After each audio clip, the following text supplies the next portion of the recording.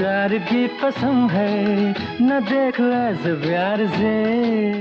महान सिंगर मोहम्मद रफ़ी साहब और संगीतकार उषा खन्ना जी की जोड़ी हिंदी फिल्मों की ऐसी सदाबहार जोड़ी थी जो जब जब एक साथ आई तब तब उन्होंने अपने गानों और धुनों से दर्शकों को मदहोश कर दिया।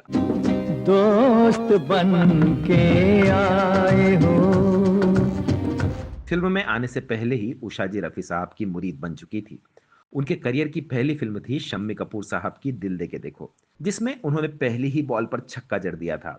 यानी दिल दे के देखो से उन्होंने हिंदी फिल्मों के स्थापित म्यूजिक कंपोजर्स के होश उड़ा दिए थे। दिल तक देखो, दिल तक देखो, दिल तक देखो जी, दिल लेने वालों। आप में से कई लोगों ने उषा जी और रफ़ी साहब की ये तस्वीर देखी होगी जिसमें वो उषा जी को आशीर्वाद दे रहे हैं। ये न सिर्फ गुरु शिष्य परंपरा को दर्शाता है बल्कि यह भी बताता है कि एक दूसरे का सम्मान और सहयोग संगीत की दुनिया में कितना महत्वपूर्ण था।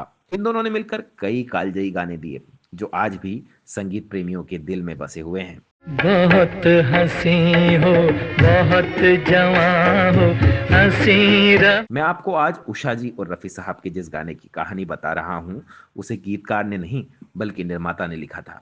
इस गाने को रफ़ी साहब ने जिस अंदाज में गाया उससे ये उनके सबसे मशहूर और कालजयी गानों में शामिल हो गया। कौन सा था ये गाना और ये गीतकार के बजाय निर्माता को खुद क्यों लिखना पड़ा, मैं इस वीडियो में आपको यही बात और इससे जुड़ी कुछ और दिलचस्प बातें बताने वाला हूँ। तो चलिए शुरू करते हैं गीत और संगीत का ये सुरीला सफर। ये बात है साल 1974 की।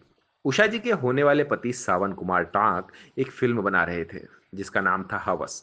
उषा जी तब सावन साहब के प्यार में थी, मगर सावन जी ने उन्हें इसलिए अपनी फिल्म में नहीं लिया था बल्कि वो उनके काम से बहुत प्रभावित थे। उषा जी को आज भी हिंदी फिल्म संगीत की सबसे सफल महिला संगीतकार माना जाता है। उनसे पहले संजय दत्त की नानी जद्दन बाई और सरस्वती देवी ने महिला संगीतकार के रूप में शुरुआत की थी। उषा जी अकेली महिला संगीतकार है जिन्होंने बॉलीवुड में सबसे लंबी पारी खेली। सावन कुमार की वो फेवरेट हैं, इसलिए कुछ साल की शादी के बाद जब दोनों अलग अलग हो गए तब भी सावन कुमार अपनी फिल्मों में उषा जी को ही संगीतकार रखते थे। सावन कुमार तब फिल्म हवस का निर्देशन कर रहे थे। बतौर डायरेक्टर वो इससे पहले गोमती के किनारे नाम से फिल्म बना चुके थे, इस लिहाज से निर्देशक के रूप में उनकी ये दूसरी फिल्म थी। इससे भी पहले उन्होंने नौनिहाल नाम से एक फिल्म का निर्माण किया था।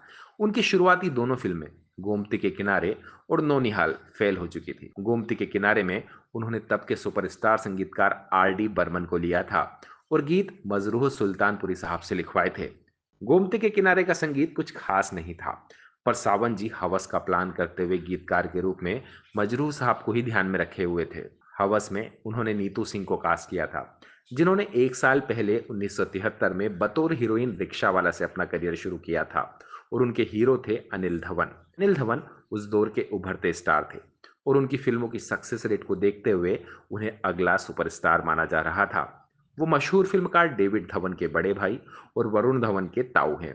इन दोनों के अलावा रेखा, विनोद मेहरा, बिंदु, पिंचू कपूर और महमूद का भी अहम रोल था। इसमें कुल 5 गाने थे जिसमें से 4 गाने आशा भोसले जी ने गाए थे।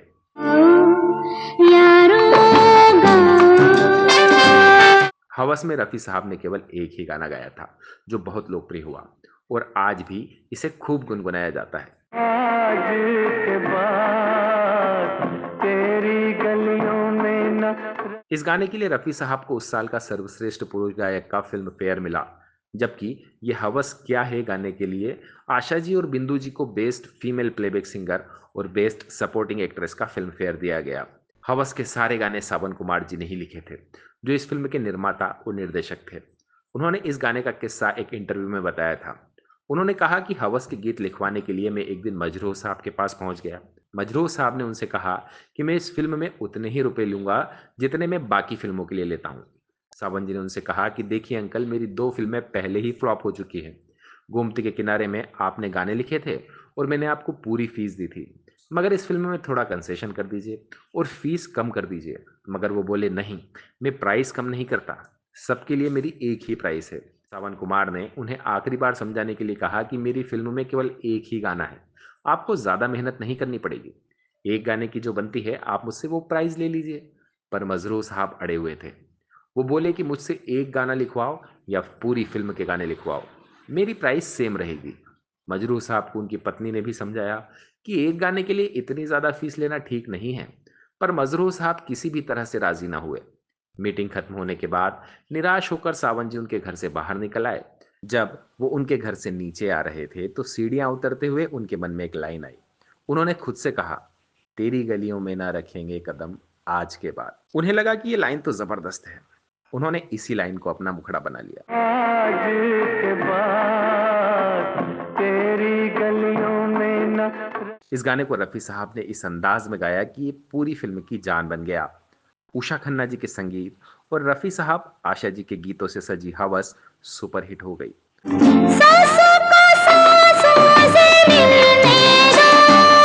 और इसी के साथ सावन कुमार जी निर्माता निर्देशक के साथ गीतकार के रूप में भी स्थापित हो गए। ये उनका पहला गाना था। तू मेरा मिलना समझ लेना एक सपना था। जिसके हिट होने के बाद उन्होंने अपनी तमाम फिल्मों में गाने लिखे। वो अपने गीतकार बनने का श्रेय हमेशा मजरूह साहब को ही देते रहे और उनका एहसान जताते रहे कि अगर उस दिन मजरूह साहब उन्हें मना नहीं करते तो शायद वो कभी गीतकार न बन पाते।